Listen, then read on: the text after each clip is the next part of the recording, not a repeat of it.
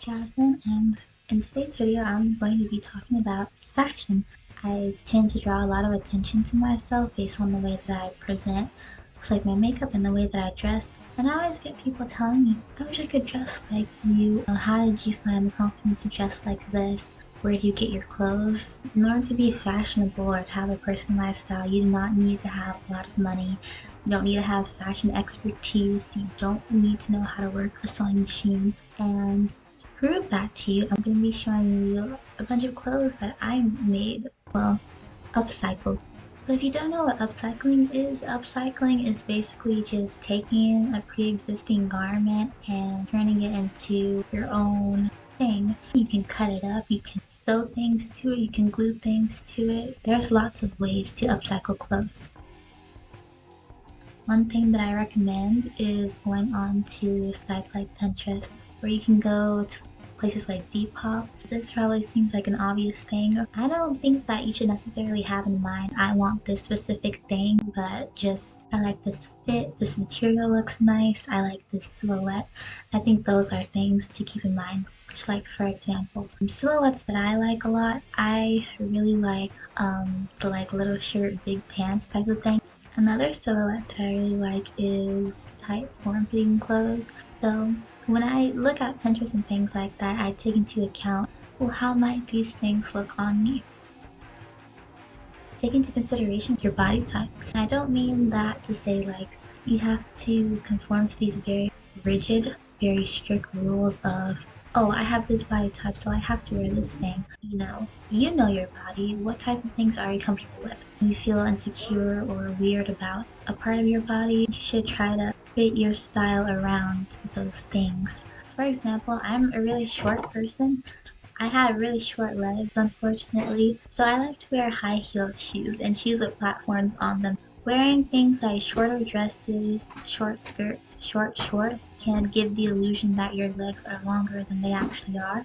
So you will always see me wearing short shorts or a short dress with a high heel, a chunky heel, or a platform, because that just gives like optimal leg extension. Wearing high-waisted things also can give the illusion that your legs are longer because it makes your torso look shorter. So I don't have a problem with being small, but I do like the look of long legs. I love having my legs on full display. At the end of the day, you should definitely take into account comfort, not just physical comfort, but comfort in the sense that how you feel when you're wearing this, because when someone's in an outfit that they're uncomfortable in, it's gonna show. Everyone says this and it's so cliche, but it's honestly true. Confidence really is 50% of making an outfit look nice. A lot of the stuff that I wear, a lot of people don't like it, but there's also a lot of people who compliment me on the way that I dress, and I think a lot of that goes into just the way that I wear clothes, because they're like, oh, that's really different, but I like it. Just make sure that you're wearing things that you're comfortable with. Okay, so let's get into some of these actual clothes. One of the things that I upcycle a lot are skirts. Skirts are fairly easy to make because really all you need is a pair of pants. What you want to do is just cut straight across, cut through the crotch of the pants, and voila, you have a skirt. It's really that simple. And then of course you can customize them. Having just that base, you can add more length to it if you want to dress more modestly. I also made this skirt by hand sewing it. I took a pair of pants, I cut the crotch, and then I used the pants leg to make these panels, and I painted them with fabric paint and acrylic paint. Another super simple thing that I upcycle all the time is shirts. With shirts, it's really easy because in order to change it to your liking, you literally just need a pair of scissors.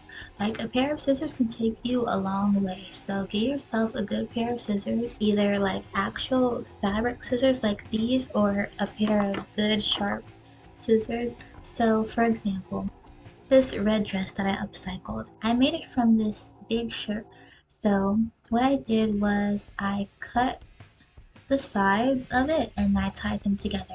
And I got inspiration from this girl on TikTok. I'll insert a link to her video down below. With a lot of the crop tops that I make, I just cut them and I tie them in the back to make them fit me better. What I did with this white shirt here, I tied it up in the back and I cut it down the middle and put safety pins in it. I also tied it in the front as well to make it like a halter top. Super easy stuff. To customize clothes, you can actually use products that you probably have at your house. Hot glue, you can use safety pins, you can use markers, you can use paint, like I did on these, we're just gonna call them chaps. I just cut out these crosses, I flipped the denim inside out, and I safety pinned it back in place. So this was a pair of pants that I could not fit. Instead of just giving these away, I'm just gonna do something to them. I painted them, and I cut them up. I put some safety pins in them, and I put some patches onto them as well that I made. So customizing clothes really isn't that hard to do. Same thing goes for accessories. You can make really cute things with not a lot of materials.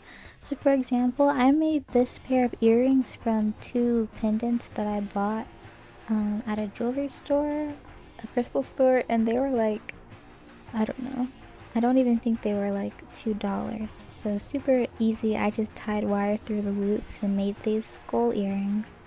These earrings I made out of teeth. I made them from my hog jaw, and I just hot glued some wire to them, and I used them as earrings, but one of them broke, unfortunately. And also this necklace that I wear, this choker, is actually a bracelet, but I tied some ribbon through it and I wear it like a choker. So the last step in cultivating your own style is you genuinely have to stop caring. Also, if you're upcycling things, making things by hand, especially if you're new to it, you have to keep in mind that probably something's gonna go wrong. A bun's gonna fall off. A seam is gonna burst. You kind of just have to like go with the flow. This is gonna be the last thing. It's like I said earlier, don't try to confine yourself to one aesthetic. Self-expression at the end of the day is fashion, and self-expression is freedom, so keep those things in mind. That cultivating a wardrobe takes time. I do want to have all alternative clothes one day though, so I'm working on that, but mind you, this is something that's taken me years. You don't need to buy a whole set of new clothes to have a new style.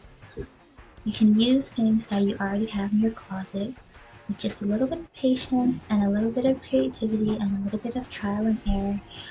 You can have a new style. So yeah, that's the video. Thank you for watching this. I hope that you found this at least a little bit helpful. I feel like nowadays there's even more of like this longing for individuality. People, wanting to express themselves in out of the box ways, and I'm very here for it. So yeah, if you like this video, give it a like, subscribe. I'll probably make more fashion content one of these days. I make a lot of fashion content on TikTok actually if you want to see more stuff relating to this. So yeah, that's all. Goodbye.